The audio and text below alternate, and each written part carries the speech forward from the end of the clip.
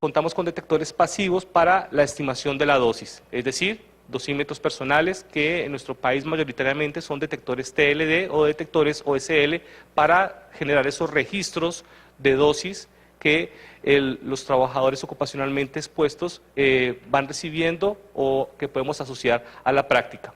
Entonces, con respecto al primer punto, medidores de tasa de dosis, las actividades de calibración se hacen localmente en el secundario, al igual que para la determinación de coeficientes de calibración para estimación de contaminación superficial, las cámaras de pozo, control de calidad local en las instalaciones y con respecto a los medidores de dosis o la dosimetría, accedemos a una empresa tercera en la cual debemos verificar que cuente con una autorización por parte del Ministerio de Minas y Energía para la prestación del servicio. Actualmente estimamos que en el país tenemos alrededor de 30.000 usuarios con dosimetría personal y alrededor de 11 empresas licenciadas para la prestación del servicio de dosimetría personal. Hablemos un poco sobre las magnitudes operacionales. Como ustedes saben, hay una magnitud reina en protección radiológica, que es la dosis efectiva, que se obtiene a través de la dosis absorbida cuando aplicamos un conjunto de factores de ponderación. Ayer justamente Poveda nos hablaba sobre las definiciones de las que aparecen en la ICRP 60, que igual las vamos a encontrar plasmadas en nuestra resolución 181474, y básicamente en ellas se establecen o se adoptan unos límites de dosis, ¿no es cierto? Y cuando hablamos de la dosis efectiva como magnitud quizás reina de protección radiológica, la pregunta es ¿cómo estimarla? Allí está relacionado con el tema de la instrumentación o de los detectores que tenemos. Por definición, la dosis efectiva que está en el fondo definida como una doble integral sobre la dosis absorbida al aplicar un conjunto de factores de ponderación, en la práctica resulta imposible de medir.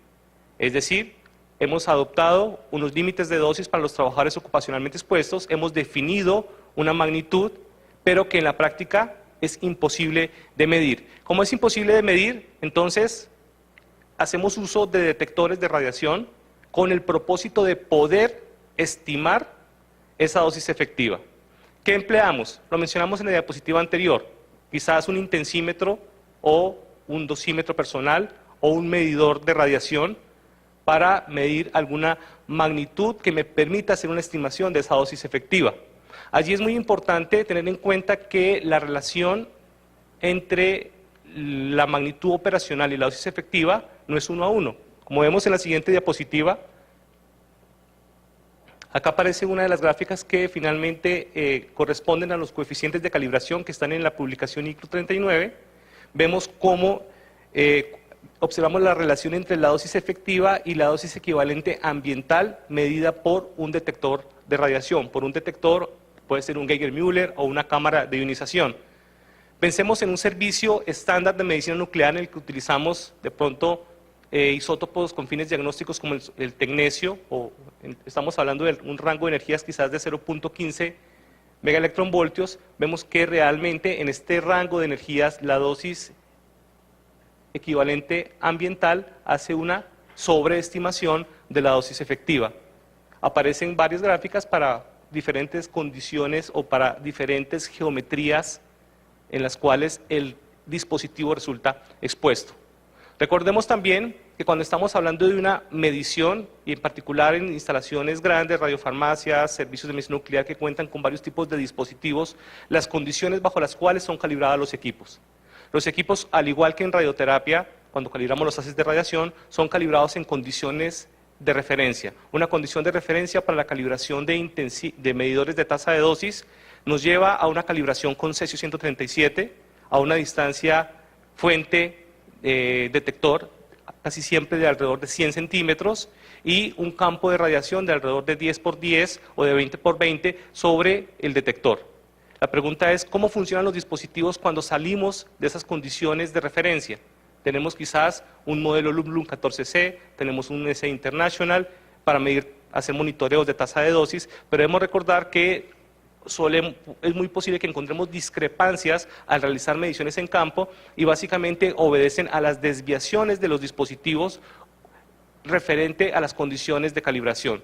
Es decir, muy diferente cuando hacemos una medición en un campo de radiación disperso, cuando la energía ya no es del cesio-137 y ello me genera incertidumbres o variaciones de respuesta del detector que debemos tener en cuenta. Lo digo porque normalmente a través de la asociación recibimos muchos correos o muchas dudas con respecto a discrepancias entre las mediciones. Entonces, el primer cuestionamiento es cómo funciona nuestro equipo cuando lo sacamos de esas condiciones de referencia, y una idea nos la puede dar inclusive la curva de eficiencia. La curva de eficiencia que me muestra cómo es el cambio y la respuesta relativa del detector cuando vamos variando la energía. En particular, pues básicamente, cuando se hace la calibración, recordemos, una fuente de cesio-137 que tiene una energía de emisión de 662 kiloelectronvoltios, evidentemente diferente a las fuentes de radiación que utilizamos con fines diagnósticos en medicina nuclear. Con respecto a la dosis equivalente personal, en esta gráfica nuevamente vemos que la relación entre la dosis efectiva y la dosis equivalente personal HP10.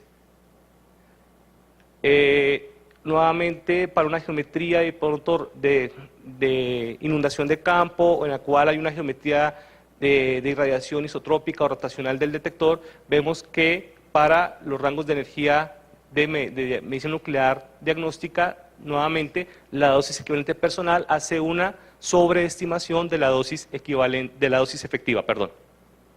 Y esto es importante considerarlo, especialmente cuando estamos haciendo investigaciones. La siguiente diapositiva, habla un poco sobre justamente las diferentes geometrías de radiación que podemos tener sobre los detectores. Recordemos que cuando se hace la calibración de los dosímetros, cuando se hace la calibración de los intensímetros, la dirección de los campos es posterior anterior. Y para finalizar, recordemos también un poco sobre el tema de las incertidumbres cuando manejamos dosimetría personal. En esta diapositiva aparecen los resultados de una intercomparación en Europa que lo que busca una intercomparación, es un ejercicio en el cual se tratan de medir las desviaciones de la lectura dosimétrica versus el valor de referencia. ¿Y qué aparece en esta gráfica? En esta gráfica aparece simplemente la relación o se grafica el cociente entre la dosis que debería reportar el dosímetro y la dosis de referencia versus la dosis. Vemos que, en primera instancia, para dosis por debajo de alrededor de 0.6 milisievert no se hacen intercomparaciones. ¿Por qué? Porque los niveles de incertidumbre asociados a medición de dosis pequeñas, de dosis bajas por debajo de 0.6 es muy elevada. Lo otro que observamos es que realmente el rango de aceptación o de tolerancia es bastante amplio. Vemos que estamos hablando de alrededor de diferencias de más o menos el 50%. Muchas veces, de pronto, en nuestra clínica, en nuestro servicio, tenemos médicos que tienen un servicio de dosimetría, tecnólogos con dosimetría de otra empresa, y luego residentes que tienen dosimetría de un tercer prestador. Y el OPR, la pregunta es, ¿por qué de repente los médicos nucleares o el personal que tiene una menor manipulación del material presenta mayores valores de exposición? La respuesta es, recordemos, que es difícil determinar en qué rango o en qué nivel de variación se encuentra cada uno de los prestadores del servicio. Es decir, perfectamente podemos tener un prestador 1 que hace una sobreestimación de alrededor del 15%, lo cual es aceptable, y un prestador 2 que hace una subestimación del 15 o el 20%. Se genera una diferencia en las lecturas, así que en últimas, cuando tenemos un 0.2 o un 0.4, muy seguramente podríamos estar hablando del mismo resultado. Y es importante tenerlo en cuenta al momento de hacer los análisis y en particular cuando estamos realizando las investigaciones que deben ser reportadas a la autoridad regulatoria. Luego, como vemos, en la medida en la cual la dosis se va incrementando, encontramos que el rango de desviación o de variación que se admite se suele ir reduciendo. Actualmente, las 11 o 12 empresas que cuentan con autorización para prestación del servicio de dosimetría personal participan en ejercicios de intercomparación como condicionamiento para la obtención de su autorización. Y nuevamente Recordemos también que los altos grados de incertidumbres para bajas dosis está relacionado nuevamente con algunas variables que tienen que ver con la desviación de las condiciones de uso del dispositivo versus las condiciones de calibración.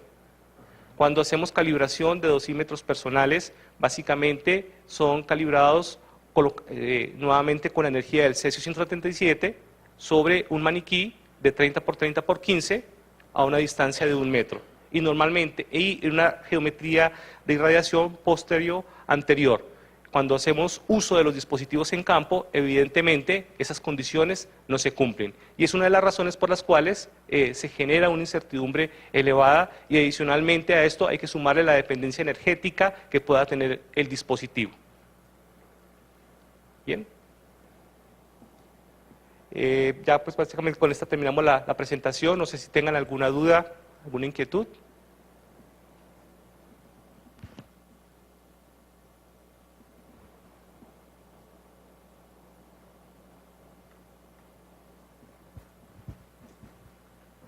Bueno, ya que parece que te quedó muy claro, un fuerte aplauso por favor para Uriel. De verdad, muchísimas gracias, Uriel.